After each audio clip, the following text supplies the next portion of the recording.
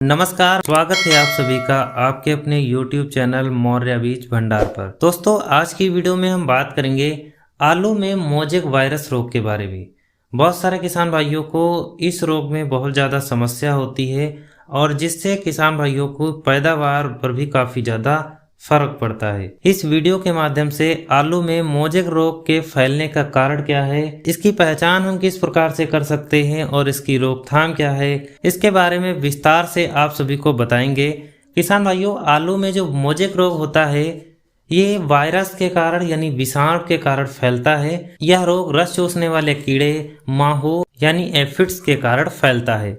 इस रोग में पत्तियां सिकुड़ने लगती हैं और पौधे की ग्रोथ रुक जाती है। इसके कारण आलू का आकार छोटा हो जाता है। किसान भाइयों, इस रोग के अगर हम फैलने के कारण की बात करें तो यह रोग जनित बीजों का प्रयोग करने से फैल सकता है।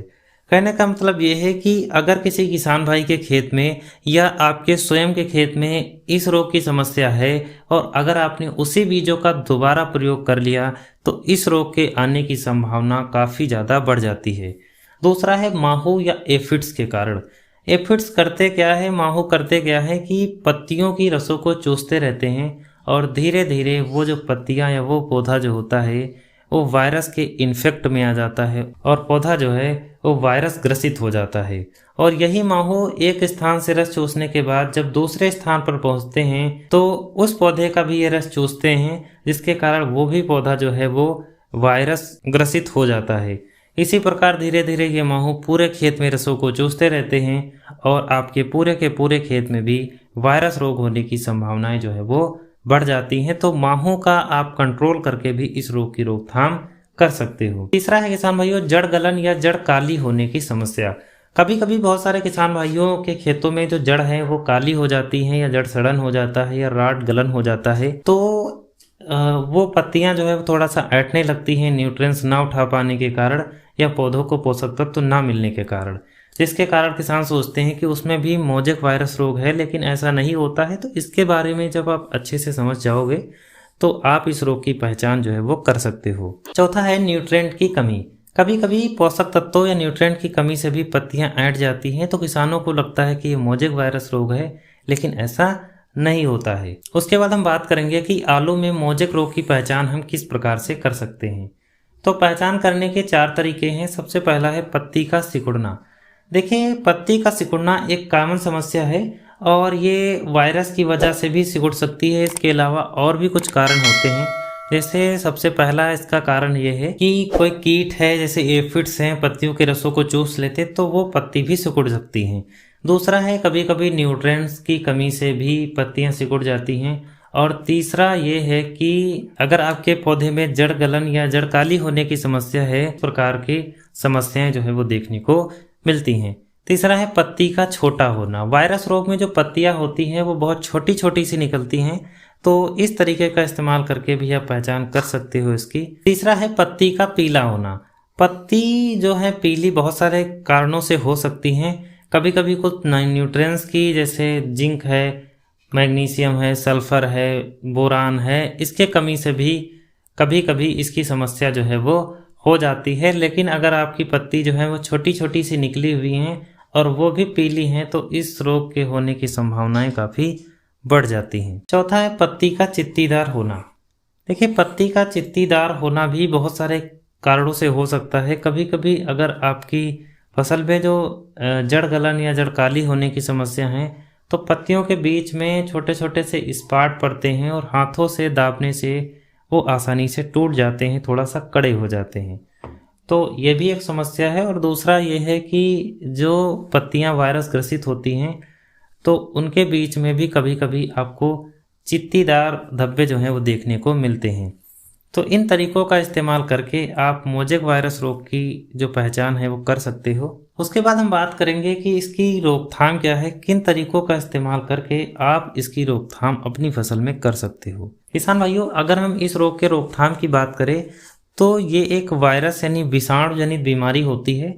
इसकी हम रोकथाम ही कर सकते हैं, पूरी तरीके से हम इसे खत्म नहीं कर सकते हैं। तो इसकी रोकथाम के लिए हम बहुत सारे तरीकों का इस्तेमाल कर सकते हैं। जिस पौधे में वायरस रोग लग चुका है उस पौधे को हमें उखाड़ देना चाहिए और खेत से थोड़ी सी दूरी पर उसे फेंकना चाहिए या उसे मिट्टी में दबा देना चाहिए या हो सके तो उसे जला देना चाहिए, जिससे कि वो वायरस जो है किसी दूसरे पौधे में ना फैल सके। दूसरा है कि यह जो रोग है ये ज़्यादातर आलू की फसल में माहो यानी एफिड्स के कारण फैलता है, इसलिए कीड़ों पर नियंत्रण के लिए रासायनिक दवाइयों का छिड़काव करना ही एक बेहतर विकल्प माना जाता है। इसकी रोकथाम के लिए आप इमिडाक्लोप्रिड 80% WG जो पाउडर फॉर्म में आता है 4 ग्राम 15 लीटर पानी में आप इसका इस्तेमाल कर सकते हो। दूसरा है कि इसके साथ या इसके बाद आपको निम्बिसिटीन यानी जो नीम ऑयल आता है उसका इस्तेमाल भी 2 से 3 ग्राम पर लीटर के हिसाब से करना चाहिए, जिससे कि जो माहो के अंडे होते हैं या एफिड्स के जो अंडे होते हैं वो अंडा पत्तियों पर न रख पाए और आप मोजेक वायरस की रोकथाम कर पाओ। दूसरा है अगर ये थोड़ा सा ज़्यादा है तो आप फिप्रोनिल 5% SC फार्मूलेशन का जो आता है 2 से 3 ग्राम पर लीटर के हिसाब से आप इसका इस्तेमाल कर सकते हो। बायर कंपनी का ये रीजेंट SC के नाम से आता है। और तीसरा है कि इमिडाक्लोप्रिड जो 17.8% SL फार्मूलेशन का आता है 20 ml 15 लीटर पानी में आप इसका इस्तेमाल कर सकते हो और इसके साथ आप प्रोटेक्ट 20% 100 ग्राम पर एकड़ के हिसाब से ले सकते हो। थोड़ा सा ओवरव्यू आपको प्रोटेक्ट 20% के बारे में बताते हैं। ये प्रोडक्ट जो है वो लक्ष्मी इंटरप्राइज कंपनी का आता है और मार्केट में हो सकता है आपको ये ढूंढने से ना मिले, लेकिन इसके रिजल्ट की बात करें तो वायरल एंड फंगल इन्फेक्शन में काफ़ी ज़्यादा हेल्पफुल प्रोडक्ट माना जाता है। ज़्यादातर हम वायरस की समस्या को दूर करने के लिए इसका इस्तेमाल करते हैं और बेहतर से बेहतर रिजल्ट इसे देखने को मिलते हैं। इसके अलावा मार्केट में बहुत सारे और भी प्रोडक्ट हैं, जैसे थायोमेथाक्सम है 100 ग्राम पर एकड़ के हिसाब से 150 लीटर पानी में आप इसका इस्तेमाल कर सकते हो। इसके भी थोड़ा बेहतर रिजल्ट देखने को मिलते हैं। इसके अलावा बहुत सारे किसान भाई दही की छाछ का भी प्रयोग करते हैं वायरल समस्या को दूर करने के लिए, तो उसके भी रिजल्ट काफ़ी अच्छे देखे जाते हैं। हालांकि वेजिटेबल में थोड़ा सा इसका प्रयोग ज़्यादा होता है, लेकिन आप आलू की फसल में भी इसका इस्तेमाल कर सकते हो। दही की छाछ में आप थोड़ा सा तांबे के बर्तन को डाल देना है और लगभग 15 दिनों तक आपको रखना है या 7 दिनों तक आप रख सकते हो। इसके बाद 500 से 1 लीटर आपको 15 लीटर पानी में इस्तेमाल करना है और इसके भी हमें काफ़ी अच्छे रिजल्ट देखने को मिलते हैं। ये वायरल की समस्या के साथ साथ जो है आपका फंगस की समस्या को भी दूर करता है। किसान भाइयों, उम्मीद करता हूँ कि वीडियो आपको पसंद आई होगी और अगर वीडियो पसंद आई हो तो लाइक, कमेंट, शेयर और सब्सक्राइब जरूर करें।